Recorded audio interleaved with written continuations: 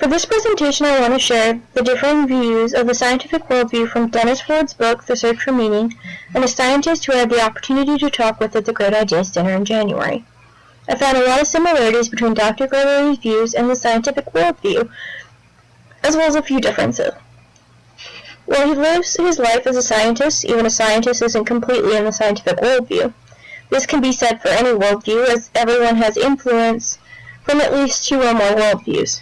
In Dr. Gregory's case, I found that these differences to be very interesting in both a contrast to the seemingly main worldview, as well as interesting in the world of science itself.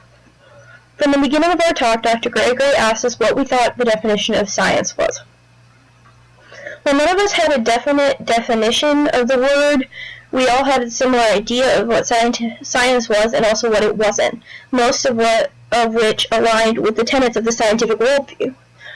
We all agreed that it could only show us what could be measured, or primary qualities. Science can tell us the length of a football field or the distance it would take a train to get up to speed of 60 miles an hour. Science has been able to find principles or laws that, after experimentation and long process of scrutiny, can be used to measure or be held as standards against processes in the natural world. Scientific theory, no matter how intellectually appealing, is incomplete as science until it contains an experiment to prove whether it is true or false. Ford, page 92. Once these laws are put to the test, they can be used as instruments to measure and discover primary qualities of other things. Science tries to understand the origin of objects or processes and how they came to be, but not why they are here or how they will end.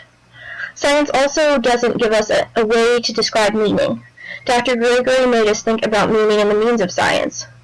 He asked us how science decides what is meaningful. As we thought about it, we really realized that science itself, as stated by the scientific worldview's tenets in Ford's book, cannot tell us what is meaningful or even why something is meaningful to someone.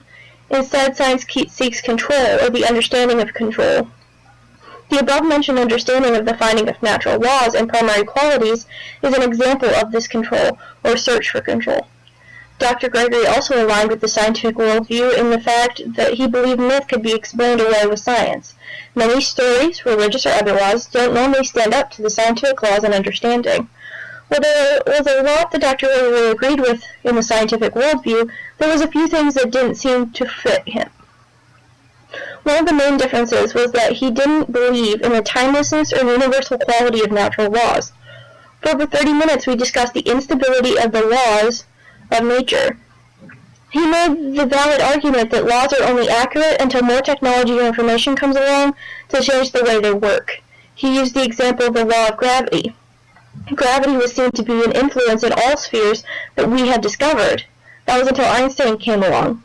Einstein mathematically proved the workings of gravity with his theory of relativity. It turned out that gravity only worked on a human scale. On both the atomic and universal scale, gravity wasn't the same. It acted in ways at which the law of gravity didn't allow. This is one of the examples that Dr. Gregory explained to us as to why he sees the laws of nature as only useful in certain spheres of reference. Another point that he made that counters the scientific worldview is that some scientists do have opinions on things that science doesn't actually prove as better or worse.